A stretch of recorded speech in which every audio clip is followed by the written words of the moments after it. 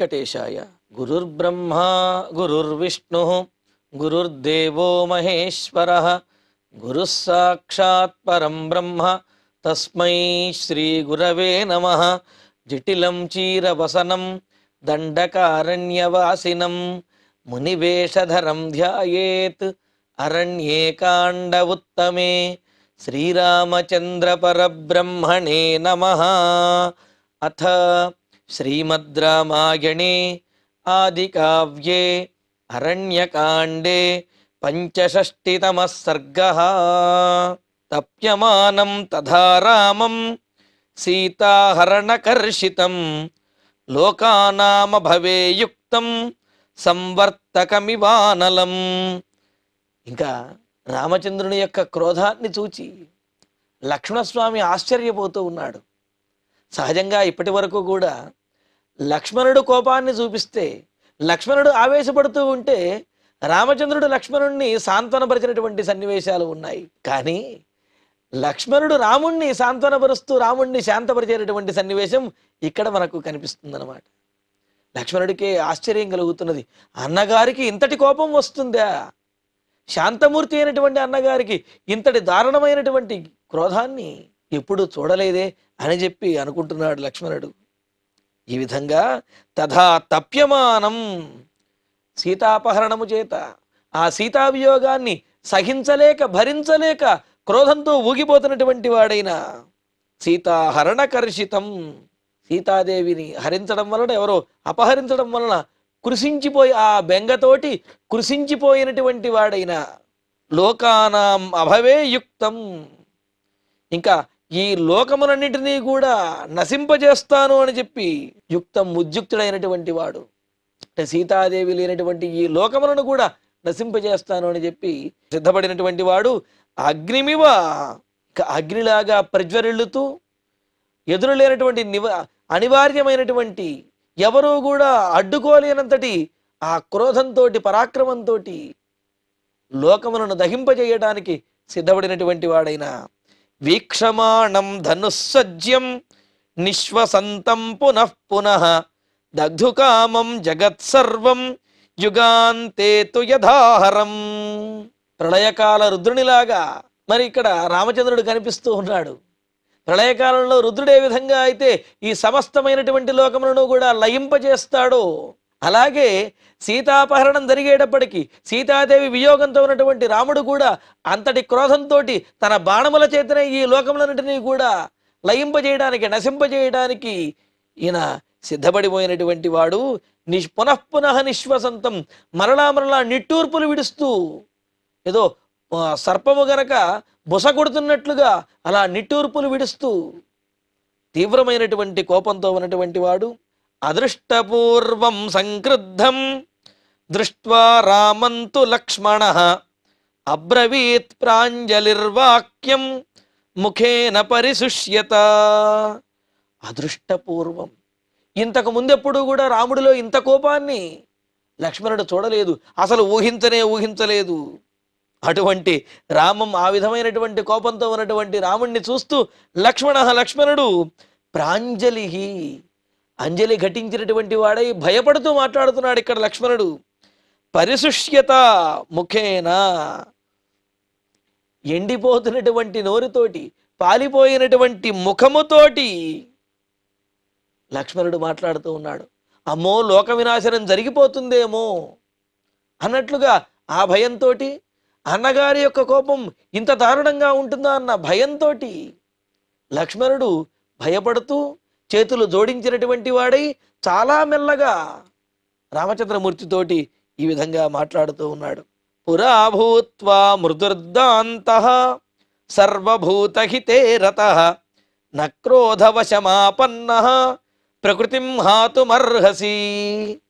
అన్నయ్య, పురా, ఇంతకు ముందు పూర్వము, మృదుః దాంతః, ఎంతో నీవు మృదు స్వభావం కలిగినటువంటి వాడివి. అంటే రాముడిలో ఉండే సాత్వికమైనటువంటి గుణములన్నింటినీ కూడా మరలా గుర్తు చేస్తూ ఉన్నాడు. ఎందుకంటే ఇప్పుడు రాముడు పూర్తిగా రజోగుణ భూయిష్టంగా కనిపిస్తూ ఉన్నాడు, అంత కోపంగా రాముడు కనిపిస్తున్నాడు. అందుకనే లక్ష్మణుడు, అన్నయ్య, పూర్వము నీవు ఎంతో మృదు స్వభావంతో ఉండేవాడివి, అంతేకాదు దాంతః, ఇంద్రియ నిగ్రహం కలిగినటువంటి వాడివి, ఎంతో అదుపులో ఉండేవాడివి. నీ మాట, నీ ప్రవర్తన, నీ బాణము, నీ కోపము ఇవన్నీ కూడా పూర్తిగా అదుపులో ఉండేవి. కానీ ఇప్పుడు అవన్నీ కూడా అదుపు తప్పినట్లుగా కనిపిస్తూ ఉన్నాయి. అలా అదుపు తప్పినటువంటివై, మరి సహించలేనటువంటి వాడివై నీవు సర్వభూతహితే రతః. అంతేకాదు, పూర్వముని ఎలా ఉండేవాడివి? సమస్తమైనటువంటి ప్రాణులకి కూడా హితమును చేకూర్చడానికే నీ జీవితం అన్నట్లుగా, హితమును చేకూర్చడానికే ఈ జన్మ అన్నట్లుగా నీవు ఉండేవాడివి. అంతే కదా. రాముని యొక్క గుణములను మనం అయోధ్యకాండ మొదట్లోనూ, అదేవిధంగా అరణ్యకాండలోనూ కూడా చూసినప్పుడు ఆ గుణములు ఎంత గొప్పగా ఉన్నాయి.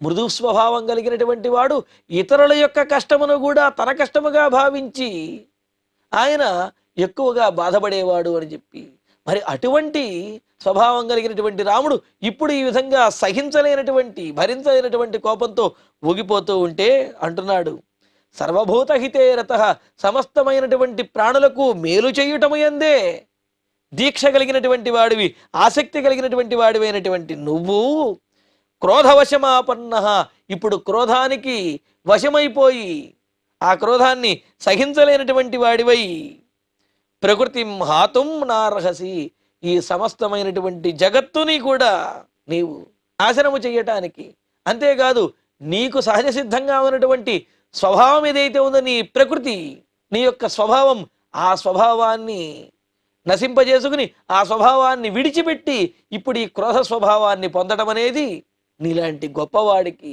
మహాత్ములకి ఇది న్యాయము కాదన్నయ్య, ఇది సముచితము కాదు.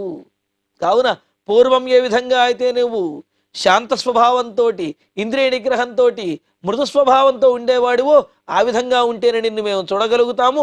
నువ్వు ఆ విధంగా ఉంటేనే ఈ లోకానికి కూడా మంచిది. అలా కాకుండా ఇటువంటి క్రోధాన్ని పొంది నీ సహజ సిద్ధమైనటువంటి స్వభావాన్ని విడిచిపెట్టి నువ్వు కూడా ఇలా క్రోధంతో రెచ్చిపోయావు అని అంటే అది ఏమాత్రమో సముచితం కాదు, మేము కనీసం చూడలేము అని అంటూ, చంద్రే లక్ష్మీ ప్రభాసూర్యే గతిర్వాయవు భూమిక్షమా ఏతచ్చ నియతం సర్వం త్వయి చానుత్తమం యశః. ఇంకా అంటున్నాడు లక్ష్మణస్వామి రాముడితోటి, చంద్రే లక్ష్మీ, చంద్రుని యందు ఆహ్లాదకత్వము ఏ విధంగా అయితే ఎప్పుడూ ఉంటుందో, ఆ శోభ ఏ విధంగా అయితే ఎప్పుడూ ఉంటుందో, సూర్యే ప్రభ, సూర్యుని యందు ఆ కాంతి ఎప్పుడూ కూడా ఏ విధంగా అయితే ఉంటుందో, వాయో గతి, వాయుదేవుడు ఎప్పుడూ కూడా సంచరిస్తూనే ఎలాగైతే ఉంటాడో, భువి క్షమ, భూదేవికి ఓర్పు ఏ విధంగా అయితే ఉంటుందో, నియతం, ఇవన్నీ కూడా నియతంగా వారి వారి యందు ఉండేవి. అంటే చంద్రుని యందు శోభ ఆహ్లాదకత్వము, సూర్యుని యందు కాంతి, వాయుదేవుని యందు సంచరించే స్వభావము, భూదేవికి క్షమాగుణము, ఇవన్నీ కూడా స్థిరంగా ఉండేటటువంటి లక్షణములు. అలాగే నీయందు త్వయిచ ఏతత్ సర్వం, నీయందు ఈ గుణములన్నీ కూడా, అంటే చంద్రుడిలో ఉండేటటువంటి శోభ, సూర్యుడిలో ఉండేటటువంటి కాంతి, భూమిలో ఉండేటటువంటి క్షమాగుణము, వాయువులో ఉండేటటువంటి సంచారము, అంటే ప్రాణులన్నిటినీ కూడా బతికించేటటువంటి ఆ తత్వము, ఈ 4 గుణములు కూడా నీలో పరిపూర్ణంగా ఉన్నాయి. మరి అటువంటి నీవు ఈ గుణములను విడిచిపెట్టి క్రోధంతో వేరే రకంగా కనుక ప్రవర్తించినట్లయితే మేమెవరము కూడా భరించలేము, ఈ లోకం అసలు ఉండనే ఉండలేదు అని అంటూ, అక్కడ చంద్రుడు, సూర్యుడు, వాయుదేవుడు, భూమి వారి వారి యందు ఒక్కొక్క గుణము మాత్రమే ఉన్నాయి. లోకోపకారకమైనటువంటి గుణములు ఆయా వారి వారి యందు ఒక్కొక్కటే ఉన్నాయి. కానీ ఆ గుణములన్నీ కూడా నీ యందు ఉన్నాయి. అటువంటి నీవే ఆ సద్గుణములను, ఆ శాంత స్వభావాన్ని విడిచిపెట్టి ఇలా క్రోధంతో కనుక నీవు కనిపించావు అంటే మరి ఎవరము కూడా భరించలేము అని అంటూ ఇంకా అంటున్నాడు, ఏకస్య నాపరాధేన లోకాన్ హంతుం త్వమర్హసి నతు జానామి కస్యాయం భగ్నః సాంగ్రామికో రథః కేన వా కస్య వా హేతోః సాయుధః సపరిచ్ఛదః. అన్నయ్య, మరొక్క మాట కూడా చెబుతాను వినండి అని అంటూ, ఒకడు చేసినటువంటి అపరాధం వలన లోకంలో ఉన్నటువంటి అందరినీ, లేకపోతే అన్ని లోకములను కూడా దండించడం అనేది ఎంతవరకు సమంజసం? ఎందుకు అంటే అపరాధం చేసింది ఒకడు అయితే అతడికి శిక్ష విధించాలి, అతడిని దండించాలి, అతడిని వధించాలి. అతడి కారణంగా మిగతా వారందరినీ కూడా నీవు ఈ లోకమునంటినీ కూడా దండించినట్లయితే అది సముచితం ఎలా అవుతుందన్నయ్య? కావున నీ కోపాన్ని తగ్గించుకో అని అంటూ, ఏకస్య అపరాధేన త్వం లోకాన్ హంతుం నార్హసి. ఒక్కడ చేసినటువంటి అపచారం, అపరాధం వల్ల నీవు అనిలోకములను కూడా నశింపజేయడానికి తగినటువంటి వాడివి కాదు. అసలు నీ స్వభావమే అది కాదు. నీవు ఎవరు తప్పు చేస్తే వారినే దండిస్తావు తప్ప ఇతరులను దండించేటువంటి స్వభావం నీకు లేనే లేదు అని అంటూ, మరి ఇక్కడ ఒకడే చేశాడని చెప్పి లక్ష్మణుడు ఎలా చెప్పగలుగుతున్నాడు అని అంటే, ఆ తప్పు ఒకటిదే అని ఎలా చెబుతాడు అని అంటే, అక్కడ ఉన్నటువంటి అడుగుజాడలను గమనించినటువంటి లక్ష్మణుడు ఇది ఒక రాక్షసుని యొక్క అడుగుజాడయే, కావున తప్పు చేసినటువంటి వాడు, సీతాదేవికి అపకారం చేసినటువంటి వాడు ఒక్కడే అని నిశ్చయించుకుని అంటున్నాడు.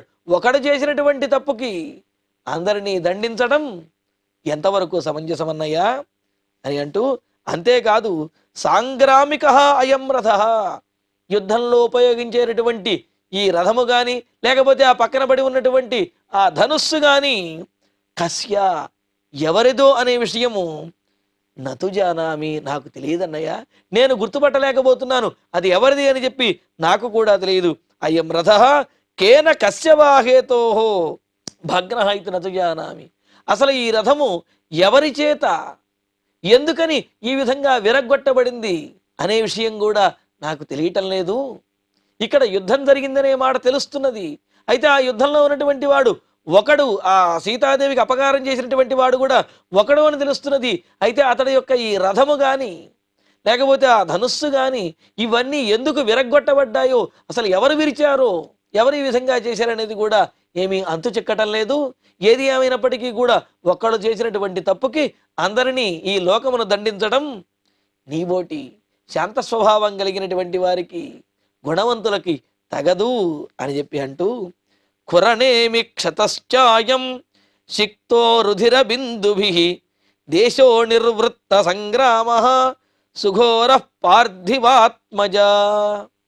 పార్థివాత్మజ రాజకుమారుడు అయినటువంటి ఓ రామచంద్ర, ఖురణేమి క్షత, ఇక్కడ ఆ అశ్వముల యొక్క లేకపోతే ఆ రథానికి కట్టబడినటువంటి ఆ కంచరగాడిదల యొక్క ఈ గిట్టలు ఏవైతే ఉన్నాయో ఆ గిట్టల యొక్క అడుగులు కూడా ఇక్కడ కనిపిస్తూ ఉన్నాయి. అలాగే ఆ నేమి రథము యొక్క చక్రములు కూడా, వాటి యొక్క అచ్చులు కూడా ఇక్కడ కనిపిస్తూ ఉన్నాయి. అంతేకాదు అవి భగ్నమైనట్లుగా కూడా మనకు ఎదురుగా కనిపిస్తూ ఉన్నాయి. కావున ఇవన్నీ చూస్తూ ఉంటే వీటితో పాటుగా ఆ ప్రాంతం అంతా కూడా రక్తపు చుక్కలు కనిపిస్తూ ఉన్నాయి. అంటే యుద్ధంలో ఒకరితో ఒకరు పోరాడుకున్నప్పుడు ఒకరి యొక్క ప్రహారానికి మరి ఒకరికి మరి వారి యొక్క దేహములు రక్తసిక్తం అవుతాయి. కావున రక్తపు బిందువులు ఆ ప్రాంతమంతా కూడా పడి కనిపిస్తూ ఉన్నాయి. కావున సుఘోర అయం దేశ సంవృత్త, చాలా ఘోరమైనటువంటి యుద్ధము ఈ ప్రాంతంలో జరిగింది. అందువలనే ఈ ప్రాంతం కూడా చాలా ఘోరంగా కనిపిస్తూ ఉన్నది. కావున నివృత్త సంగ్రామ దృశ్యతే, ఇక్కడ యుద్ధం జరిగింది అనే విషయం చాలా స్పష్టంగా తెలుస్తున్నది. అయితే ఎవరెవరికి యుద్ధం జరిగింది, ఎవరు ఈ విధంగా ఈ రథమును వీటిని విరగ్గొట్టారు, ఎవరు సీతాదేవిని అపహరించారు, ఇది మాత్రం ఏమాత్రం అంతు చిక్కడం లేదు అని అంటూ, ఏకస్యతు విమర్దోయం నద్వయోర్వదతాం వర నహి వృత్తం హి పశ్యామి బలస్య మహతః పదం.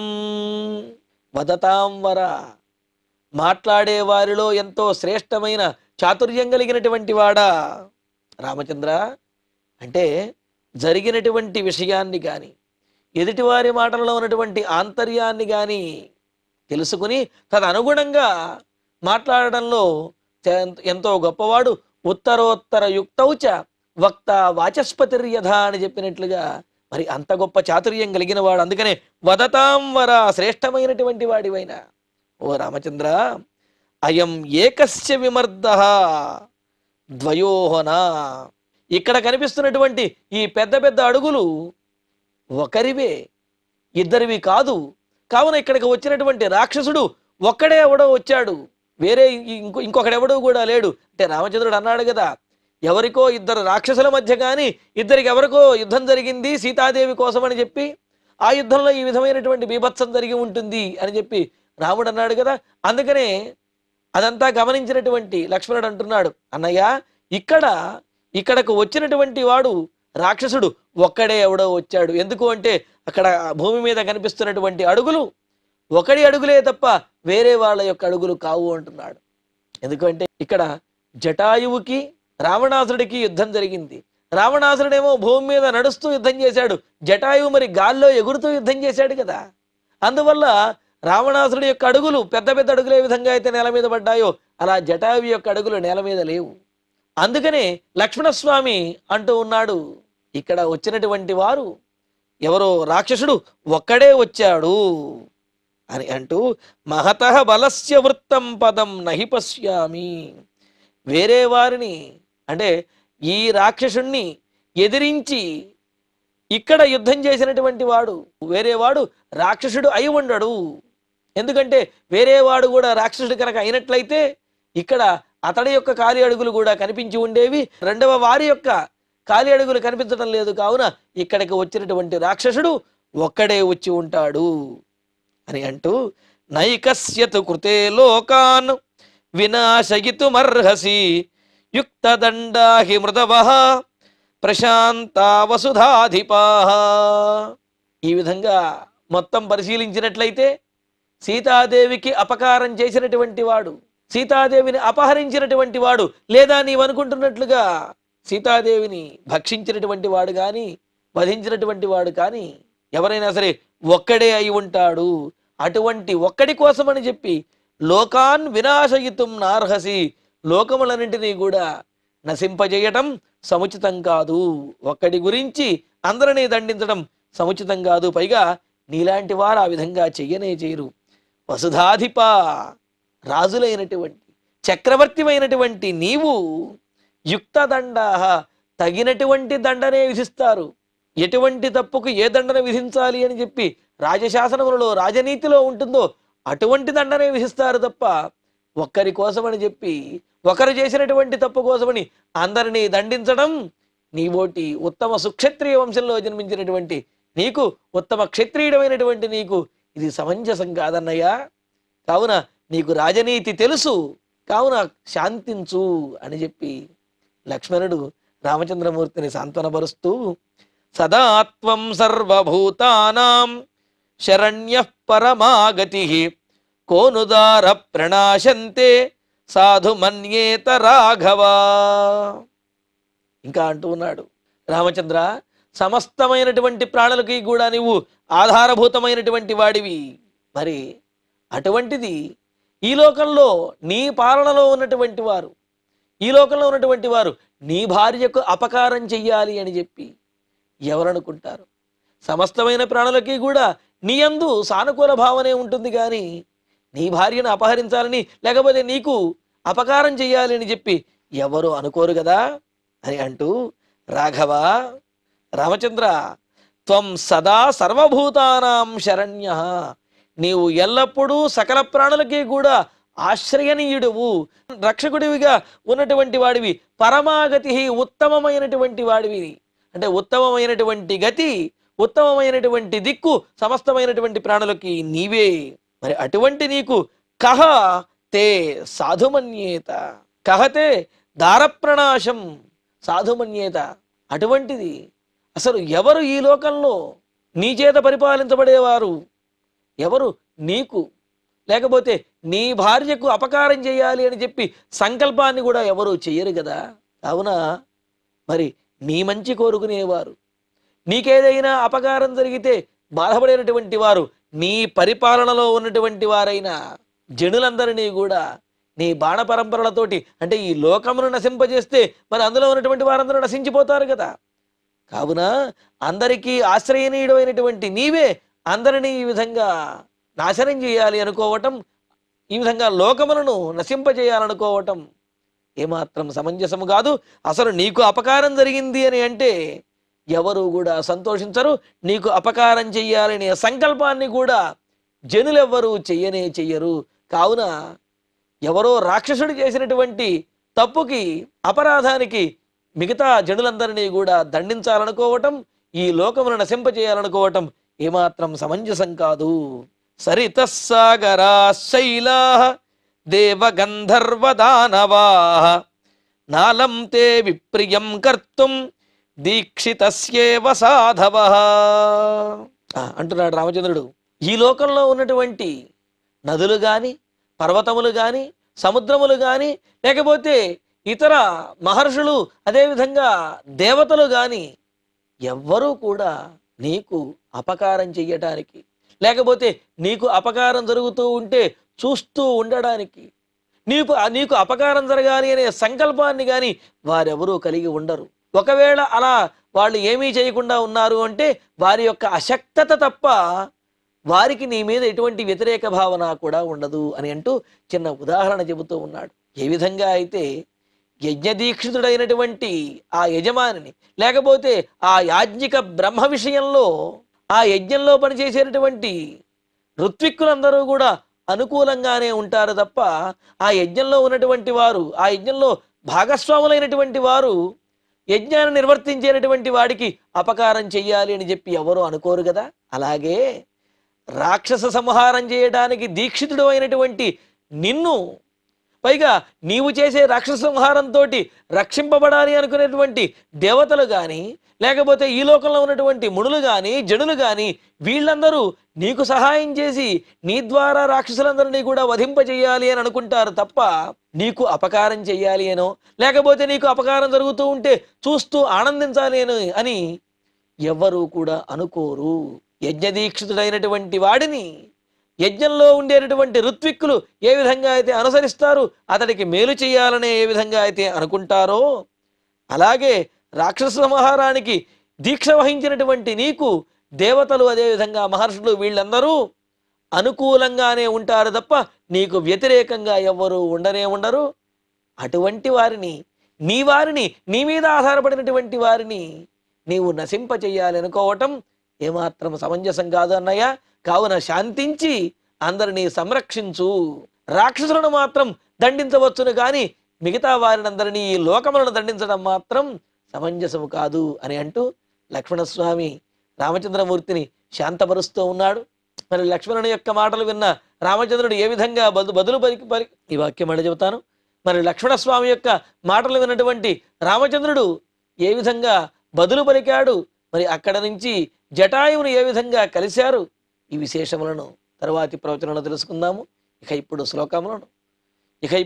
శ్లోకాలను పారాయణ చేసుకుందాము. తప్యమానం తథా రామం సీతాహరణకర్షితం లోకానామ భవేయుక్తం సంవర్తకమివానలం వీక్షమాణం ధనుస్సజ్యం నిశ్వసంతం పునః పునః దగ్ధుకామం జగత్సర్వం యుగాంతే తు యథాహరం అదృష్టపూర్వం సంక్రుద్ధం దృష్ట్వా రామంతు లక్ష్మణం అబ్రవీత్ ప్రాంజలిర్వాక్యం ముఖేన పరిశుష్యత పురా భూత్వా మృదుర్దాంతః సర్వభూత హితే రతః న క్రోధవశమాపన్నః ప్రకృతిం హాతుమర్హసి చంద్రే లక్ష్మీ ప్రభాసూర్యే గతిర్వాయౌ భువి క్షమా ఏతచ్చ నియతం సర్వం త్వయి చానుత్తమం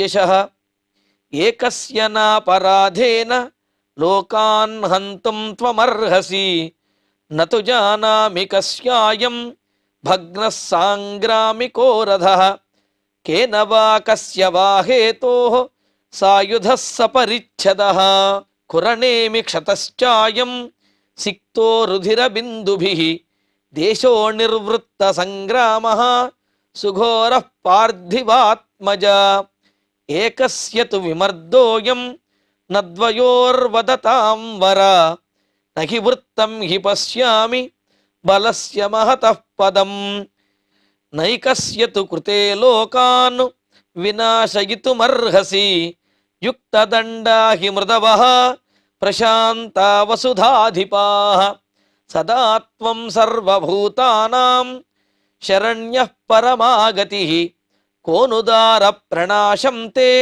సాధు మన్యేత రాఘవ సరితః సాగరాః శైలాః దేవగంధర్వదానవాః నాలంతే విప్రియం కర్తుం దీక్షితస్యేవ సాధవః. ఇత్యార్షే శ్రీమద్ రామాయణే ఆదికావ్యే అరణ్యకాండే పంచషష్టితమే సర్గే 11 శ్లోకాః. ఇక ఇప్పుడు క్షమాప్రార్థన మంగళాంతంగా ఈనాటి ప్రవచన పారాయణ కార్యక్రమాన్ని సంపూర్ణం చేసుకుందాం. యదక్షరపదభ్రష్టం మాత్రాహీనంతు యద్భవేత్ తత్సర్వం క్షమ్యతాం దేవ నారాయణ నమోస్తుతే. కాయేన వాచా మనసేంద్రియైర్వా బుద్ధ్యాత్మనా వా ప్రకృతే స్వభావాత్ కరోమి యద్యత్ సకలం పరస్మై నారాయణాయేతి సమర్పయామి. శ్రియః కాంతాయ కళ్యాణ నిధయే నిధయేర్ధినాం శ్రీవేంకట నివాసాయ శ్రీనివాసాయ మంగళం.